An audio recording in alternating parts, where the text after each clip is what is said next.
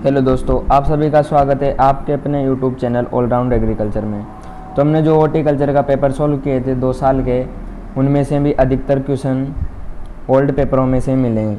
तो आज हम एग्रीकल्चर इंजीनियरिंग के 221 के पेपर सॉल्व करेंगे 2018-19 के। जिसकी डेफिनेशन की बात करें, पहली डेफिनेशन है ऊर्जा के विभिन्न प्रकार। ऊर्जा कई अलग अलग रूपों में मौजूद है। प्रकाश ऊर्जा, ऊष्मा ऊर्जा, यांत्रिक ऊर्जा, गुरुत्वाकर्षण ऊर्जा, विद्युत ऊर्जा, ध्वनि ऊर्जा, रासायनिक ऊर्जा और परमाणु या परमाणु ऊर्जा आदि ऊर्जा के विभिन्न प्रकार हैं। इसके बाद में हम दूसरी डेफिनेशन की बात करेंगे तो सौर ऊर्जा के विभिन्न उपयोग। सौर ऊर्जा के रूप में पृथ्वी पर मुख्यतः 2 प्रकार की ऊर्जा प्राप्त होती है, उसमें ऊर्जा तथा प्रकाश ऊर्जा। उसमें ऊर्जा का उपयोग कम ताप पर पानी गर्म करने, खाना बनाने, कम मात्रा में वाष्प बनाने, जल शोधन एवं प्रशीतन में उपयोग में लेते हैं सौर ऊर्जा का उपयोग। समाज में तीसरी है नवीकरणीय ऊर्जा स्रोत। ऊर्जा के वे स्रोत जो भौतिक, यांत्रिक, रासायनिक प्रक्रियाओं द्वारा नवीनीकृत किए जा सकते हैं, वह ऊर्जा नवीनीकरण संसाधन कहलाता है। एग्जाम्पल के तौर पर है सोलर ऊर्जा, पवन ऊर्जा, जल ऊर्जा और बायोमास ऊर्जा इत्यादि। इसके बाद में है चौथी सोलर कुकर। सौर ऊष्मा द्वारा खाना पकाने के लिए विभिन्न प्रकार के परंपरागत ईंधनों की बचत होती है। बॉक्स होता है सौर कुकर, सामुदायिक पाचक, वाष्प पाचक, भोजन पाचक आदि प्रकार के सोलर कुकर विकसित किए जा चुके हैं अभी तक। इसके बाद में बायोगैस उत्पादन को प्रभावित करने वाले कारक। जो कारक है फीड स्टॉक की बायोगैस क्षमता, इनोकुलम, सबस्ट्रेट की प्रकृति, पीएच, तापमान, लैंडिंग दर, हाइड्रोलिक प्रतिधारण में एचआरटी, सीएन अनुपात, वाष्पनशील, फैटी एसिड, निरोधात्मक जैसे कई कारक है बायोगैस के उत्पादन को प्रभावित करने वाले कारक। नवीकरणीय और अनवीनीकरणीय में अंतर। नवीनीकरणीय में पवन ऊर्जा, सोलर ऊर्जा, भूतापीय, टाइडाइल ऊर्जा और बायोमास ऊर्जा आती है। अनवीनीकरण में जीवाश्म ईंधन, कोल, तेल, प्राकृतिक गैस, लकड़ी, पशु अपशिष्ट पदार्थ, कृषि अपशिष्ट पदार्थ और न्यूक्लियर शक्ति अनवीनीकरण में आती है। इसके बाद में हम दूसरे अंतर की बात करें तो इसमें है different between fixed dome and floating drum. स्थिर गुदम्ब और फ्लोटिंग डर्म।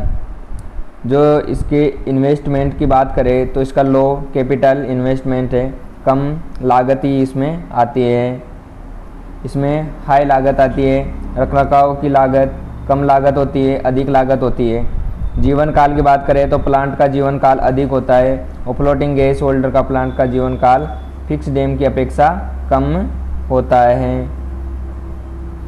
इसके बाद में इसकी स्पेस की बात करें, ये यंत्र एक भूमिगत संरचना का है। संरचना के ऊपर का स्थान दूसरे उद्देश्य के लिए यूज किया जाता है। अन्य उद्देश्य के लिए स्थान का उपयोग नहीं किया जा सकता। जो इसके गैस प्रोडक्शन की बात करें,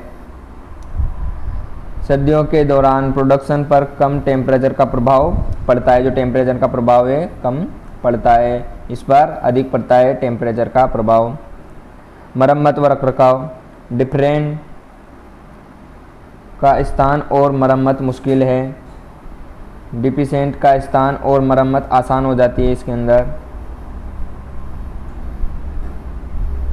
और 5वां क्वेश्चन है सोलर कलेक्टर। सौर विकिरणों को अवशोषित कर सौर ऊर्जा को संग्रहित करने तथा उसे ऊर्जा को उपयोगी स्वरूप में उपलब्ध करने वाली डिवाइस को सोलर कलेक्टर कहा जाता है। इसके मुख्य 2 प्रकार हैं। एक तो है फ्लैट प्लेट सोलर कलेक्टर। इसमें कम तापमान 40 से 100 डिग्री टेम्परेचर प्राप्त किया जा सकता है। इसका उपयोग low temperature, space heating, water heating, घरेलू उपयोगों एवं एग्रीकल्चर प्रोडक्ट को सुखाने में किया जाता है। इनका निर्माण सरल एवं स्थापना आसान होता है। ये सामान्यतः आयताकार पैनलों के रूप में बनाए जाते हैं।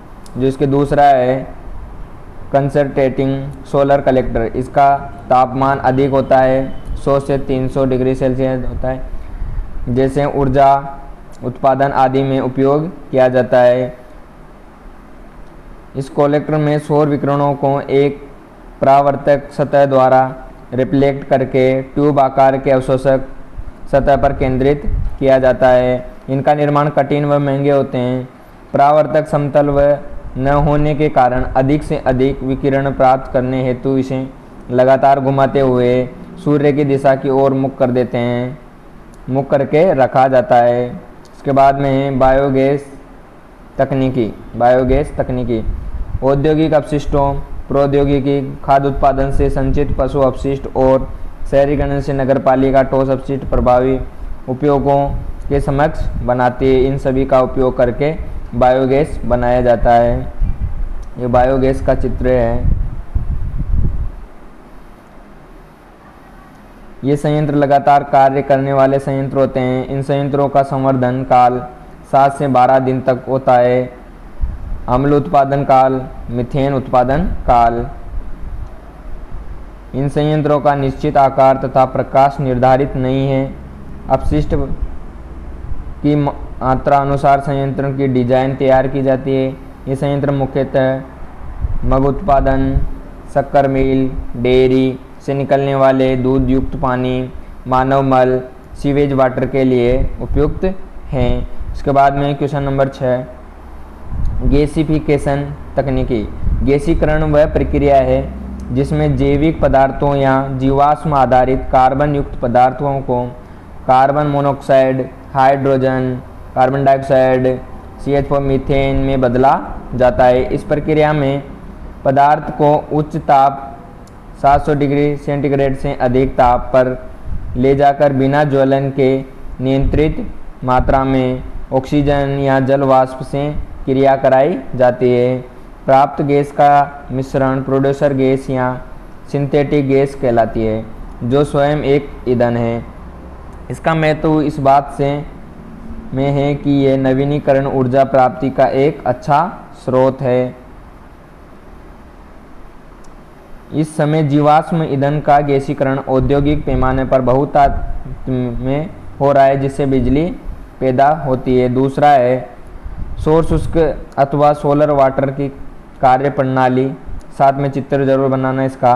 तो सौर शुष्क है प्लास्टिक बैग या कांच के कवर की तरह एक स्पष्ट ठोस का उपयोग करने से प्रकाश प्रवेश कर जाएगा, लेकिन एक बार जब प्रकाश अवशोषित हो जाता है और गर्मी में परिवर्तित हो जाता है तो एक प्लास्टिक बैग या कांच का आवरण गर्मी को अंदर फंसाएगा।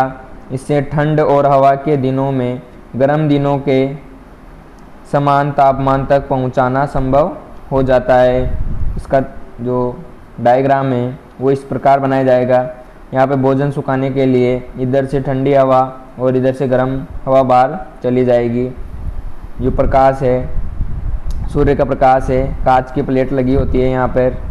इसके बाद में सौर जल उष्मक संग्राहक, जो भंडारण टैंक से जुड़ा होता है। संग्राहक 2 प्रकार के होते हैं। ये संग्राहक जैसे भंडारण प्रणाली।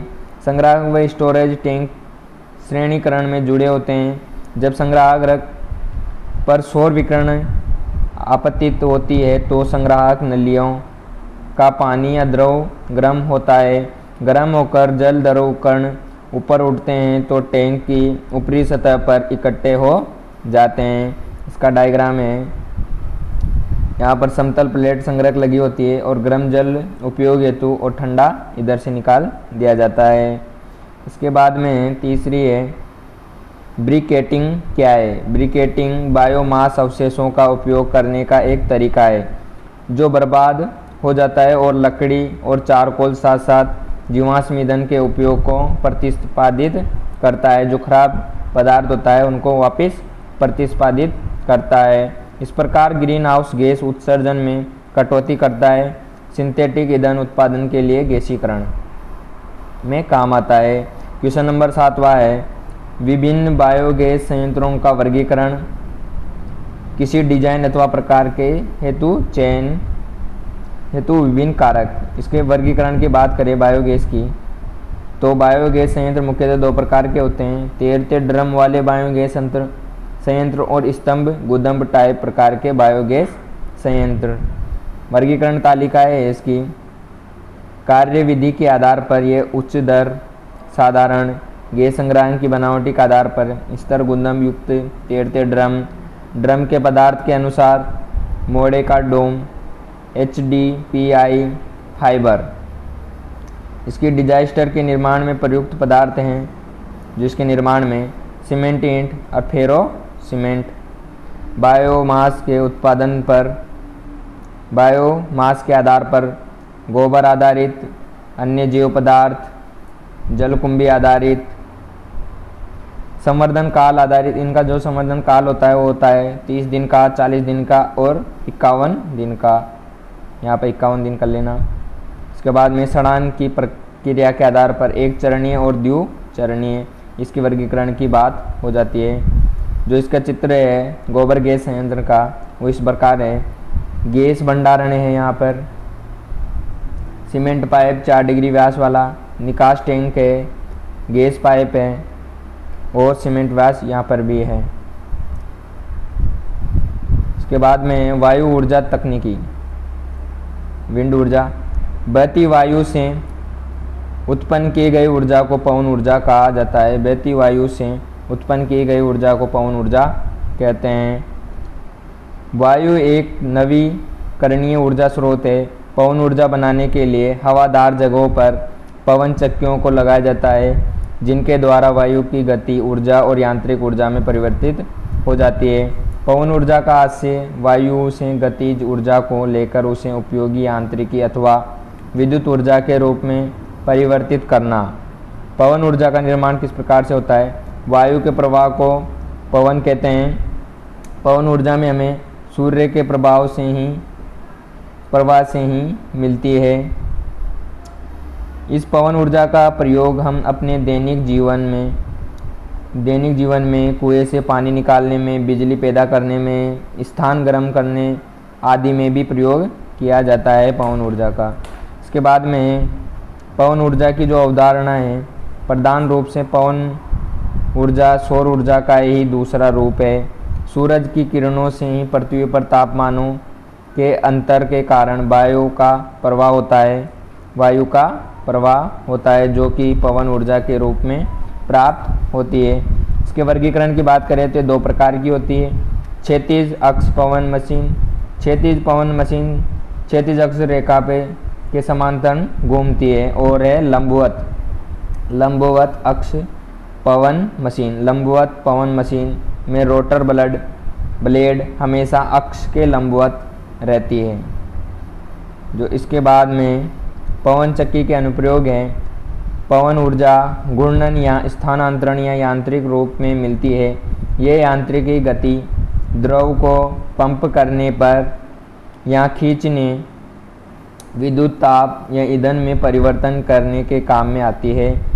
अन्य ऊर्जा की अपेक्षा पवन ऊर्जा का स्थानांतरण अधिक लचीला होता है। जो पवन ऊर्जा के लाभ हैं, पवन ऊर्जा गैर परंपरागत ऊर्जा है तथा इसकी कोई सीमा नहीं है। इसको जितना चाहे उतना यूज किया जा सकता है। पवन ऊर्जा से चलने वाली चक्कियाँ आदि से कोई प्रदूषण नहीं हो, ये प्रदूषण हारी है, इनसे कोई प्रदूषण नहीं होता है पवन चक्की द्वारा। पवन चक्की का लाभ छोटी मोटी पवन चक्कियों से समान रूप से ही मिलता है।